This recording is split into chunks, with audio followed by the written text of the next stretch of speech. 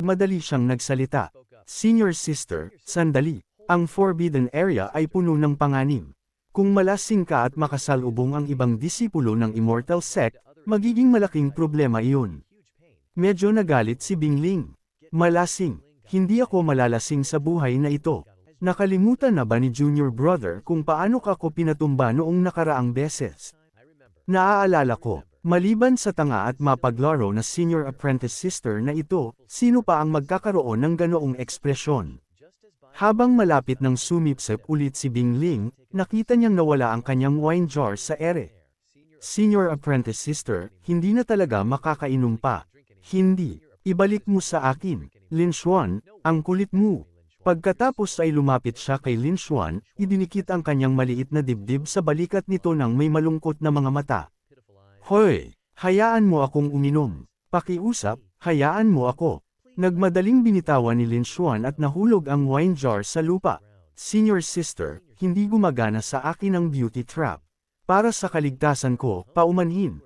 Napakasama mo, hindi mo ako pinapainom. Nakakainis. Tignan mo kung paano kita haharapin. Habang malapit na siyang sumugod at makipaglaban kay Lin Xuan hanggang kamatayan, biglang nadulas si Bingling at bumagsak ng patagilid. Nang makita ito, sumigaw si Lin Xuan, Senior sister, mag-ingat. Oh, anong nangyari na naman? Maiyang sabi ni Bingling. Bakit napakalambot ng lupa? Inirapan ni Lin Xuan, Senior apprentice sister, kung matigas pa rin ang ulo mo, huwag mo akong sisihin kung may gawin ako sa iyo pagdating ng panahon. Hihi, kung gayon, gawin mo. Narinig ko na ikaw at si Elderling ay nagsiping na, kaya hindi ba't ang pagsiping sa iyo ay katumbas ng pagsiping kay Elderling? Puno ng question mark si Lin Xuan. Ha, bakit hindi ko alam? May ganoon palang magandang bagay. Teka, huwag nating pag-usapan iyon. Oh my God, anong nangyayari sa babaeng ito? Ang exchange rule na ito ay napakahusay din. Hoy, senior apprentice sister, hindi ka ba nakatulog na naman? Sumigaw si Lin Xuan, patay na ako. Nakilala ko ang ganoong ninuno sa pagpasok ko pa lang. Halos parang pag-aalaga ng bata. Kung alam ko lang ito kanina, hindi ko sana niyakap ang makapal na hita na ito. Dapat ay tumakbo ako agad nang makita ko siyang lumitaw. Kasabay nito, hindi kalayuan kay Lin Xuan, dalawang disipulo ng True Martial Immortal Sect ang nagbibigay pansin sa kanya. Sinabi ng babaeng disipulo, Senior Brother, mayroong isang Mahayana cultivator sa harap at ang spiritual power ay nagliliyab. Siguradong nasugatan siya. Oo, tama ka. Pakiramdam ko ay ganoon din. Kung kumilos tayo ngayon, tiyak na mapapangalagaan natin sila. Ganoon ba? Malas nila at nakasalubong nila tayong dalawa ngayon. Tinutulungan ni Lin Xuan si Bingling nang bigla siyang nakaramdam ng isang hininga na tumutok sa kanya. Dalawang matinding hininga na hindi tulad ng sa mga kapwa-disipulo, at ang cultivation din ng dalawang taong ito ay mas mataas sa kanya. Sa pagkakataong ito, hindi madaling malutas ito.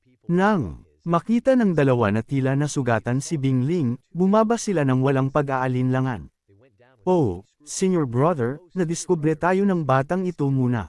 Haha, ano naman? Paano makakalabas ang isang late-stage transformation god disciple ng buhay sa harap ng dalawang late-stage Mahayana cultivators namin? Bakit ka iniwan ng iyong Mahayana friend dito? Direktang tiningnan ni Lin Xuan ang dalawang tao sa harap niya, bahagyang nakasimangot. Tinitingnan ng kanilang matitinding anyo, naisip niya, mabuti na lang at naitago ko ng maaga ang aking martial sister. Kung magkagulo, hindi ko na siya maiisip. Sa isip na iyon, casual siyang nagsalita, masyado kayong nag-iisip. Lumampas muna kayo sa akin bago pa kayo magbanggit ng iba. Hoy, Lin Xuan, hindi ka ba natatakot sa akin? Sigaw ng lalaking disipulo, hindi ba kayo dati napakayabang? Naglakas loob pa kayong agawin ang treasure ship namin. Well, ngayon, gagamitin kita bilang unang sakripisyo. Ngunit bago pa siya makakilos, pinigilan siya ng babaeng disipulo sa tabi niya. Senior Brother, sandali, huwag munang kumilos. Hayaan mo akong magsaya muna sa late-stage transformation realm na batang ito. Nang makita ang dalawang naghahanda na umatake, agad na inilabas ni Lin Xuan ang cauldron na ibinigay sa kanya ng kanyang master para sa depensa. Nakita ito ng babaeng disipulo at casual na sinabi, "Little junior brother, huwag ka nang lumaban.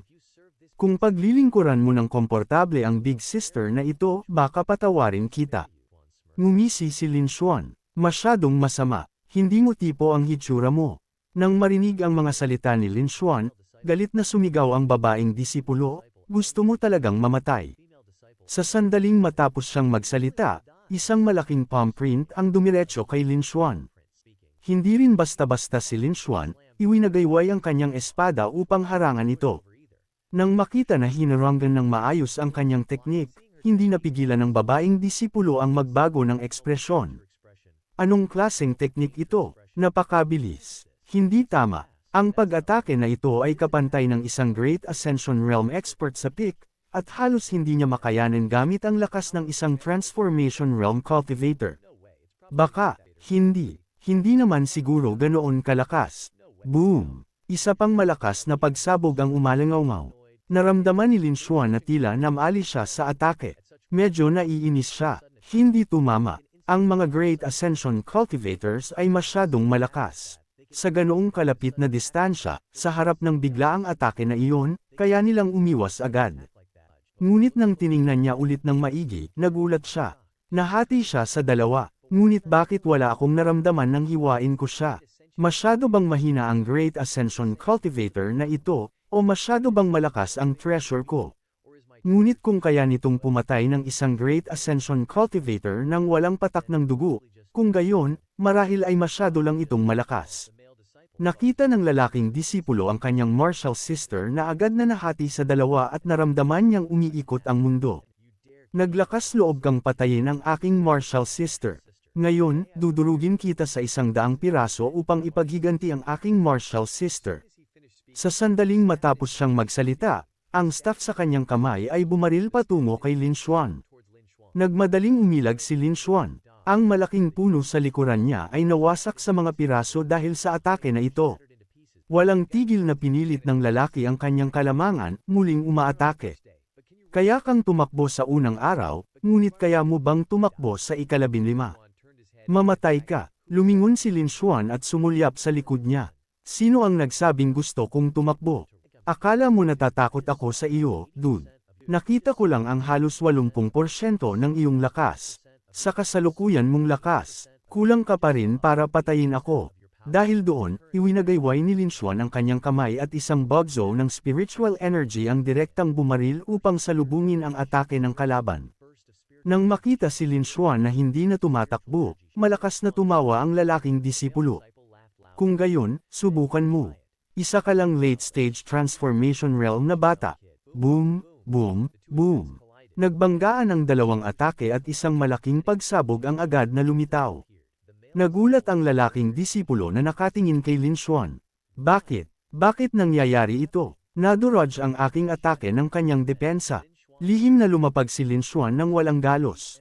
Mukhang ang mga Great Ascension Cultivators ng inyong Immortal Sect ay ganoon lang.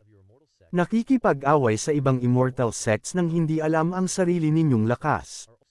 Talaga kayong nakakahiya sa inyong Immortal Sect. Ang lalaki ay tinamaan ng palm strike at umubo ng isang bungkus ng dugo, ngunit hindi pa siya tuluyang patay, sumusubok pa ring bumangon. Dahan-daang lumapit si Lin Xuan na may hawak na espada. "Huwag nang mag-abala sa pagpupumiglas. Kung hihingi ka ng tawad sa akin, baka pagbigyan kita." Galit na umungol ang lalaking disipulo. "Sinusubukan mo akong paluhurin sa harap ng Invincible Immortal Sect. Karapat-dapat ba ang mga lowlife na tulad ninyo sa aking pagmamakaawa?" Patuloy na mangarap. Haha, ngunit sa mismong sandaling ito, ang cauldron sa itaas ng ulo ni Lin Xuan ay biglang lumipad palabas, na nagpagulat kay Lin Xuan. Bakit biglang lumilipad ang cauldron na iyan? Lumipad ang cauldron sa itaas ng ulo ng lalaking disipulo at pagkatapos ay bumaba ito. Sumigaw sa sakit ang disipulo sa ilalim ng nagulat na tingin ni Lin Xuan. Ang lalaking disipulo ay talagang pinulbos ng cauldron. Nagbago ang ekspresyon ni Lin Xuan. Gaano ba kalakas ang bagay na ito? Ang unang pagkakataon ay mid-stage Divine Transformation Cultivators. Ang ikalawang pagkakataon, kahit na late-stage Great Ascension Cultivators ay napatay sa loob ng ilang segundo. Pagkatapos ng laban, tiyak na kailangan kong ipatingin kay Elder Luo ang treasure na ito. Gusto ko ring subukan kung gaano kalakas talaga ang cauldron na ito. Ngunit kung kayang ibigay sa akin ng master ang ganoong treasure ng basta-basta, kung gayon, ano ba talaga ang bagay na sinabi niya magiging kapaki-pakinabang sa akin? Oh well, bahala na. Siguro kailangan kong maghintay hanggang doon upang malaman kung ano ito. Speaking of which, parang may nakakalimutan ako, isang bagay na napakahalaga. Tama, mukhang hindi pa rin lasing si Senior Sister B. Halos makalimutan ko na siya. Naisip ito, agad siyang lumakad patungo sa palumpong kung saan niya itinago si Bingling kanina, ngumingiti at sinasabi, Senior Sister, gising. Ngunit nang makita niya ang kanyang anyo, biglang namula ang pisngi ni Lin Xuan. Nakita niya si Bingling na nakahiga doon ng walang saplot. Ano ito? Nasaan ang kanyang mga damit? Posible bang nang i-activate ng cauldron ang kanyang skill, sinadya rin itong durugan ang kanyang mga damit? Ang mahalaga ay siya lang at ako ang nandito ngayon. Kung may makakita sa eksenang ito, natatakot ako na hindi ko mabubura ang kasalanan kahit na tumalon ako sa Yellow River. Bukod pa rito, wala ring damit sa paligid dito para sa kanya. Maaari ko lang gamitin ang aking damit upang takpan siya sa ngayon. Punyeta, orihinal kong gustong kumapit sa mga hita ng aking senior sister. Paano nangyari na ako ang nagprotekta sa kanya? Ang buong paglalakbay na ito ay tungkol sa paglilinis ng gulo niya. Hihi, nang marinig ang kanyang ungol, umungol si Lin Xuan. Sino ang mag-aakalang ganito kakabigat? Kahit hindi ka ganoon katangkad, hindi ko man lang kayang ibaliktad ka. Pagkaraan ng ilang sandali, sa wakas ay nakahinga siya ng maluwag. Phew! Sa wakas, tapos na. Nakita niya si Bingling na nakatali na parang dumpling na nakahiga doon. Sa mismong sandaling ito, isang boses ang umalangaw sa tainga ni Lin Xuan. Boss, anong ginagawa mo rito? Hindi ba ito si Junior Brother Lin Xuan? Anong ginagawa mo rito mag-isa? Dalawang magagandang babae ang lumitaw, mga disipulo rin ng Invincible Immortal Sect. Ang isa ay nagngangalang Jin Mao, latest stage body fusion, ang isa naman ay si Fang Shu, early stage Great Ascension.